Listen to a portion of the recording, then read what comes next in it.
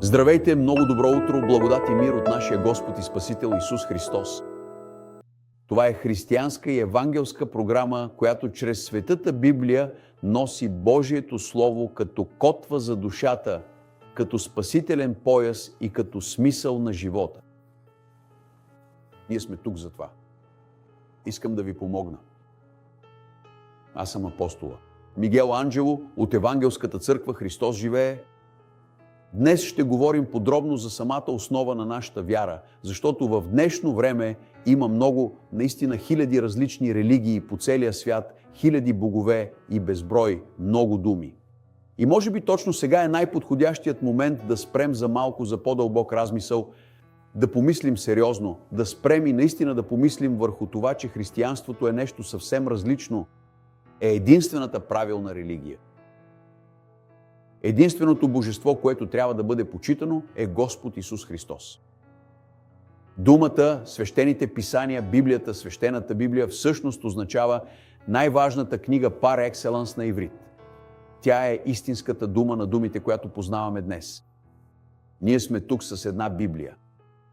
Над тази дума няма нито една друга дума, която може с живот да създаде живот. Библията казва, че Божието Слово е живо и действено. То е остро като двуостър меч. Тя разделя плътта от духа, душата от плътта и стига чак до намеренията на сърцето. Там работи Бог. Бог не работи с стереотипи. Бог не работи с коса, с цвят на кожата, с социално положение. Бог работи в сърцето на човек. И трябва да ви кажа с абсолютна сигурност и с огън в сърцето си, че християнството има своята основа, християнството е в Христос. Апостол Свети Павел, когато пише едно писмо, наречено епистола, епистолите бяха писма, написани от апостолите. Бог даде 5 дара на църквата, служебни дарове – апостоли, пророци, евангелизатори, пастири и учители. Той ги даде на църквата, никой не е отменил това тук. За да бъде църквата истинска църква, тя трябва да бъде управлявана и ръководена от тези служебни дарове. И така апостол Павел пише на една църква, наречена Коринтияни, и казва така в глава 3, стих 10. Според Божията благодат, която ми беше дадена, аз положих основата като мъдър строител, а друг гради върху нея. Но всеки един, нека види как гради. И така, Павел използва тук един архитектурен израз. Той казва, виж, аз като благоразумен, използва този израз, аз като благоразумен, според благодата, която ми беше дадена, положих основата като благоразумен строител. Значи, трябва да разберем, че изграждането на целия духовен и личен живот неизменно минава през една стабилна основа. Има много хора, които избират да основават своя духовен живот на различни измамни духове. Опасни демони, бели маси, черни маси, трикраки или четирикраки същества, някаква странна същност, някой африкански дух или един друг път. Хора, които се покланят на луната, имат хиляди богове. Искам да кажа, че сред тези хиляди богове и хиляди религии ще ви кажа това и моля, повярвайте ми, говоря ви с респект и страхопочитание. Или са създадени от човека, или са създадени от Сатана, защото той е бащата на лъжата, измамникът. Затова Павел казва, внимание, аз като мъдър строител, тази заповед не беше дадена на Петър, нито на Йоан, нито на Марко, нито на Яков. Нито една от основите на църквата не би поддържала Божието дело, ако беше основана върху човека. Тогава той казва, аз положих основата като мъдър строител. Значи Павел казва, че основата на духовния живот един живот, който да устои, един живот, който да бъде победоносен. Живот, който да се живее като глава, а не като опашка, да бъдеш отгоре, а не отдолу, той трябва да има основа. Знаеш ли, че повечето религии нямат никаква основа? Това е сляпа вяра. Човек вярва, защото това се е предавало от поколение на поколение и просто вярва. Както, например, в Португалия се вярва в появата на Дева Мария от Фатима. Тя никога не се е появявала. Овчарчета са били затворени. Никой никога не е могъл да ги оспори. Знаем, разбира се, какво се е случвало по онова време. Монархията беше загубила контрола си над църквата. Републиката беше установена. Републиката спира финансирането на църквата. И какво се случва? Църквата създава разказ за да отслаби силата на установяването на републиката. Нищо повече. Няма никаква основа, никога не се е появявала. Ако говорите с някой ориенталист, каква е основата? Не, защото някакво небесно тяло няма основа. Ако попитате човек, който се покланя на идол и ако кажете на този човек, знаеш ли, че зад един идол, зад един образ, зад една статуя стои демон? Защото няма истинско общение между светлината и тъмнината, между Христос и злото. Затова единствената основа, фундамент, канара на живота е християнството. И Павел каза, аз положих основата като мъдър строител. Другият гради върху нея, но всеки да внимава как гради. Днес имаме една модерна църква. Днес имаме ценности, които се представят като християнски, а всъщност не са. Днес на много места се набляга на танци, на ретете. Хората викат, тресат се, тропат с крака и казват, вижте, тук е Христос, тук е помазанието на Бога. Това няма нищо общо с основата, няма нищо общо с фундамента. Затова нека всеки да внимава какъв е. Днес сме изправени пред модернизма, хора, които искат да пренапишат Библията. Хора, които казват неща, които Библията не казва, но ги представят така, сякаш Бог ги е казал. В крайна сметка живеем в много труден момент, за който самата Библия казва, че са трудните дни на края, когато измамникът идва коварно, изопачава истината, води хората към широката врата, защото нямат основи. Мен никой не би ме завел към широка врата. Знам към коя врата бивам воден и към която водя хиляди хора, към Исус Христос, именно към тясната врата, която води към спасението. Широката врата води към погибел. Той продължава да казва тук, защото никой не може да положи друг основен камък, освен този, който вече е положен, а това е Исус. Значи, за да бъде църквата църква, тя има само една основа и това е Христос. А кой я положи? Апостолът Свети Павел. В неговите 14 послания виждаме тук какво представлява Евангелието на необрязването за езичниците. Той каза, никой не може да положи друг основен камък. Затова няма смисъл да поставяш основа върху верига, върху треперене, върху масло, върху сол, върху цвете, върху сапун, върху жертва, върху ритуал, върху церемония. Нищо от това не е основа. Тази къща ще падне. Ще бъде голямата разруха, каза Исус, защото не се гради върху истинската основа. И единствената основа е Исус Христос. И така той казва, въпреки това, ако някой гради върху основата с злато, сребро и скъпоценни камъни, дърво, сено и слама. Ще прочета спокойно, защото е много интересно. Въпреки това, ако някой гради върху основата. Злато, сребро и скъпоценни камъни, дърво, сено и слама, делото на всеки ще се прояви. Защото денят ще го покаже, понеже се разкрива чрез огън и какво е делото на всеки, самият огън ще изпита. Какво означава това? Че животът наистина е живот на борба. Никой не е тук с мисълта, че ще успее в живота, отпивайки кокосова вода на брега на плажа. Тогава той каза, виж, имаш два начина да покажеш, че животът ти е изграден правилно. И един начин, Другия начин е погрешния. Той каза, злато, сребро и скъпоценни камъни. Какво ги отличава? Ценните неща, откровението за Божията благодат, когато Бог просветлява очите на сърцето, когато Бог премахва духовните вуали и човекът успява да разбере кой е Исус, Господът, Спасителят, че вече няма никаква връзка с юдаизма, църквата на Исус няма никаква връзка с Моисей. Църквата не е задължена да извършва ритуали, измивания. Има хора, които вече са се измивали, вече са се кръщавали 10, 20, 30 пъти, защото те никога не са имали истинска основа. Тя не знае кой е върховният, пастирът на овцете, първосвещеникът на нашето изповедание, апостолът и пророкът на нашата душа, всемогъщият, чудният, съветникът, силният Бог, Отец на вечността, князът на мира, единственият истинен Бог, главата на църквата. Затова църквата Христос живее, има основа. Тя не е човек, църквата е на Бога. Тя беше единствената институция, която Той създаде в света на земята. Той каза на Петър, аз ще съградя моята църква и портите на ада няма да й надделеят, защото ще съградя върху тази канара. Той имаше предвид себе си, Исус.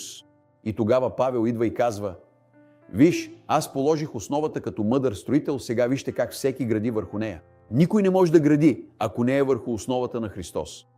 Няма църква, няма истина, няма суверенитет, няма вечен живот, няма спасение, няма прошка. Ако не е чрез нашия Господ и Спасител Исус Христос. Тогава той казва злато, сребро и скъпоценни камъни. С какво е свързано това, апостоле? С духовна идентичност, с израстване, с зрялост, с развитие. Павел дори каза на тази църква: вижте, не можах да ви говоря като на възрастни, вие сте деца, живеете с мляко. Искам да ви дам твърда храна. Твърдата храна е злато, сребро и скъпоценни камъни. Никой не намира злато просто така. Нито скъпоценни камъни, злато, сребро, това се добива, това се изкопава дълбоко вътре. Затова изучаването на Словото, дълбочината на Словото, когато слушаш експозиционна проповед, това не е просто нещо от типа чао и благословия, вече е късно, времето напредна, до утре на следващото богослужение. И вече си посветил час и половина на песни, въртял си се, танцувал си, скачал си, викал си, клатил си глава. И после няма какво повече да се направи, защото няма основа. И животи се губят, защото биват водени към широка врата, която води към погибел. Затова казах злато, сребро, скъпоценен камък. Никой не може да унищожи това тук. Когато имаш добре изграден живот, и аз благодаря на Бога, защото днес имам, освен една голяма деноминация и една голяма църква, защото тя е Негова. Сега имаме над 1 милион последователи, което означава 20 пълни маракани с хора, които казват: ама чакай малко, тук намерих своя път, своята истина, своя живот. В този проповедник намерих пророческото слово, в това послание на Божията благодат намерих истинското откровение, намерих сигурността, която нямах. Когато правех пости, бдения, ритуали, абсолютно това не е същото. Тогава какво е апостол? Това е дърво, слама и сено. Злато, сребро и скъпоценни камъни, добре изградени. Да изучаваш Библията, да знаеш как да възхваляваш, да знаеш как да се покланяш, да имаш молитвен живот, да умееш да градиш живота си, да градиш компанията си, да градиш бизнеса си върху ценности, неунищожими, които са ценностите на вярата. Това е злато, сребро и скъпоценни камъни. Тогава идва онова движение, което прави молитва, пречистване, разтърсване, малко масло и така нататък. То е слама, дърво, слама и сено. И се казва, че огънят ще изпита кой какъв е. Тогава, когато дойде трудността, пророк Исаия каза: когато си в огъня, той няма да те изгори. Защо? Защото Библията казва, че имаме основа, която е Исус Христос. Тя е непоклатима. Ако Бог е с нас, кой ще бъде против нас? Кажи това. Ако Бог е с мен, кой ще бъде против мен? По-велик е този, който е в нас, отколкото онзи, който е в този свят. Тогава той каза: виж, ще се прояви делото на всеки, ще стане явно, защото денят ще го покаже. Тя се разкрива чрез огъня и каквото и да е делото на всеки, самият огън ще го изпита. Ако делото, което някой е изградил върху основата, устои, той ще получи награда. Ако делото на някого изгори, той ще претърпи загуба, но самият той ще бъде спасен, макар и като през огън. Ще ви кажа нещо шокиращо. Това е опитът на един служител с 46 години служение. Следователно, не съм започнал вчера почти половин век и вече почти половин век съм и проповедник. Видял съм, че голяма част от християнския народ спасява се като през огън, винаги в страдание. Постих, трябва да постя още, платих цената, трябва да платя още, жертвах, трябва да жертвам още. Кой съм аз? Ако Исус е жертвал, аз трябва да жертвам. Исус е страдал, аз трябва да страдам. Още едно бдение, още един пост, още една планина, още една жертва. Не ям, не спя, правя бдение. Всичко това е дърво, слама и сено. Ще изгори. Днес имаме над 20 милиона отпаднали християни, защото не са имали основи. Когато дойде дъждът, вятърът с ярост или реката преля, къщата се срути. И днес съм тук, за да градя къщи, да изграждам животи, да изграждам компании, начинания, да изграждам Твоя живот. Казвал съм на Бога: Господи, Ти нямаш много богати, силни, велики и знатни, но имаш. Затова трябва да знаем, че посланието достига до всяка прослойка. А, Б, В, Г, чак до най-ниската прослойка, до малката класа, която сега страда заради пенсиите си. Затова Бог има план, Бог има слово, Бог има път, Бог има истина. И тя не може да бъде изградена с дърво, слама и сено. Онова нещо, дето казват Бог да те благослови и хайде да постим, виж демонът, виж дяволът, има обсебване, това не върши никаква работа. Огънят изгаря тези животи. Има много хора, които биват изгарени от огъня. Те са спасени, но изгорени. Никога не са изпитвали удоволствие, никога не са били щастливи, никога не са видели постижения, защото нямат основа. И за да положиш основи, аз построих тази голяма катедрала, Христос живее. Спомням си, когато започнахме да изграждаме този проект. Да, изкопаха се много големи дупки, изля се много бетон с арматура, желязото, основите, всичко това, за да може после да започнем да изграждаме колоните и да стигнем до края. Така че това стои изправено. Защо? Защото беше добре построено, има основа. Такава е и нашата духовна живот. Много хора вършат нещата както им падне, с дърво, слама и сено. Когато задуха вятър, всичко пада. Когато дойде напорът, всичко се срутва. Когато завали дъжд или реката прелее, настъпва разруха. Днес е ден за промяна.